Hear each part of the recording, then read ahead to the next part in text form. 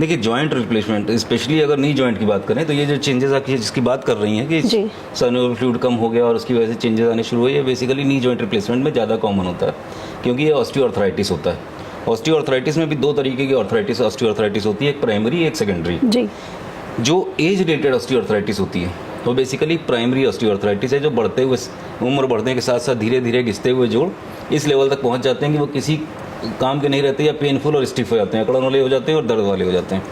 तो उस स्थिति पर पहुंचने के बाद उसका रिप्लेसमेंट होता है। तो जनरली ये 50-60 की बात की में ये डिजेनरेटिव चेंजेस इतने होते थे कि ऑस्टियोआर्थराइटिस क्लियर कट दिखाई देती थी।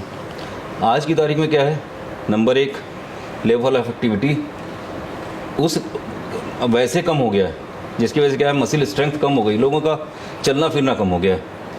अगर आप ध्यान करिए, एक जनरेशन पहले कोई भी अपना रावतपुर से भी चलता तो साइकिल से किदोई नगर तक आराम से चला जाता जी था। जी, साइकिलिंग। हाँ। आज की तारीख में अगर अगले चौराहे तक भी जाना होता है तो यंगस्टर्स क्या करते हैं, तुरंत बाइक निकालते हैं। वो एक चौराहा भी पैदल नहीं चलना चाहते। बिल्कुल। तो उसकी वजह से होता क्या है, मसिल वीकनेस, और वो मसिल वीकनेस क्या होती है, जॉइंट पे डायरेक्ट लोड बढ़ाती है तो डिजेनरेटिव चेंजेस बढ़ जाते हैं, एक चीज़। दूसरा, जो इंजरीज़ हैं उनका पैटर्न चेंज हुआ। पहले इंजरीज सिंपल हुआ करती थी, आज की तारीख में इंजरीज में क्या है, लिगामेंट इंजरी हुई या कोई जॉइंट सरफेस का फ्रैक्चर हो गया या कई सारी कॉम्प्लिकेटेड फ्रैक्चर्स हुए, कम्युनिटेड फ्रैक्चर्स। तो उस सब में क्या होता है, सेकेंडरी ऑस्टियोआर्थराइटिस होती है। जो इंजरी के ऊपर होती है।